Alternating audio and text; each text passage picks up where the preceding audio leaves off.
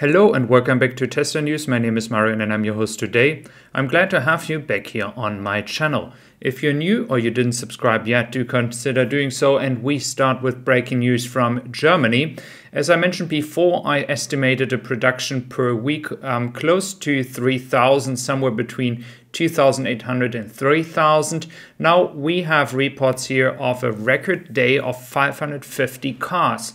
Now again, that doesn't mean that Tesla can achieve it right now every single day, but it's a very good sign, and this means that Tesla can move forward, and we should be able already to be at the level of 3K per week right now.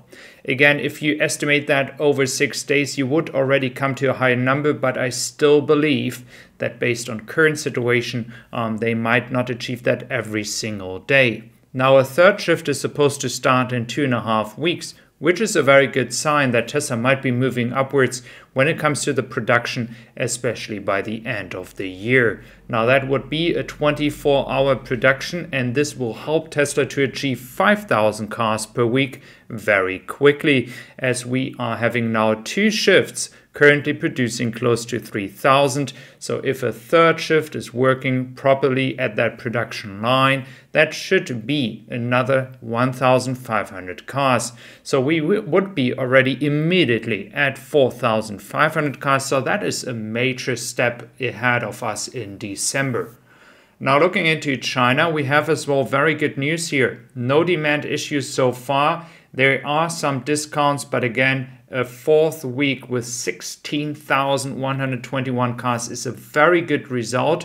Again, guys, this is still November. November, the month where Tesla is actually exporting usually. This is next to the exports that what Tesla is selling in mainland China. Now, this means that Tesla is currently on track to get to close to 55 to 60,000 cars in a month where they are not actually fully concentrating on the Chinese market. Now there are still some discounts of up to $1,100. This is now expiring tomorrow, and then we have, of course, December 1st to 31st, some more discounts.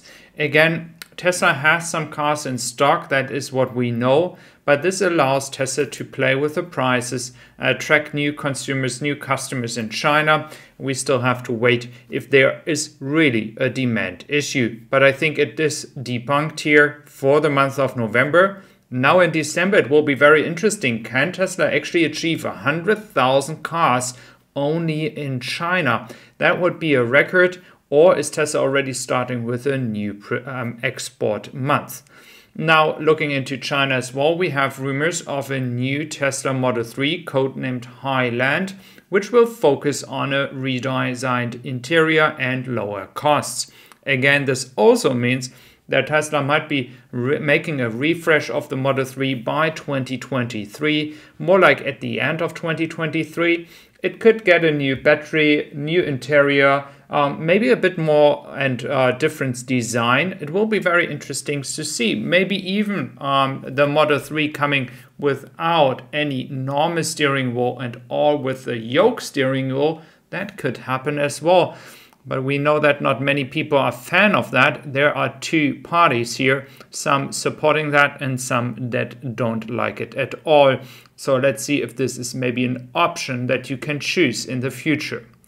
Now, as we are looking into China, and we know that the production is working well, the supply chain is working well, the deliveries are working well, export has been happening at a record pace, and we have been seeing that, but we will look into a statistic in a second.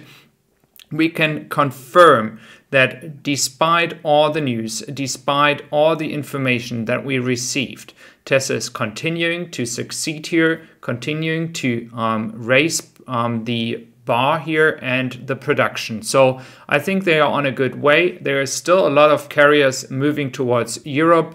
VIN numbers are being delivered as well. And as I mentioned with GIGA Berlin, with a higher production, this should also help to get more VINs out. Now, as GIGA Berlin or Austin and as well Shanghai are further building on site, there's also discussions about new factories, and there's new countries trying to convince Tesla to move to them.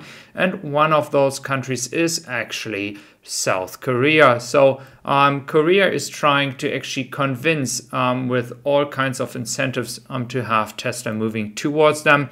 Now, we know how this game is working. Great Britain wants to have a factory. Australia wouldn't say no, but I think based on the location and the market over there, I don't think they will do that because it's too far away from other markets.